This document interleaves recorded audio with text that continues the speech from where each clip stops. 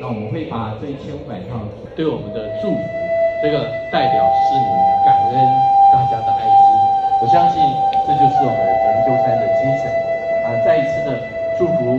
刚刚董事长也提到，师傅呢特别跟我们新北市一起捐赠了素来用的火灾警报器1500个。市长今天也特别代表新北市的大家庭致赠回赠感谢状给师傅跟灵鹫山，感谢朱市长。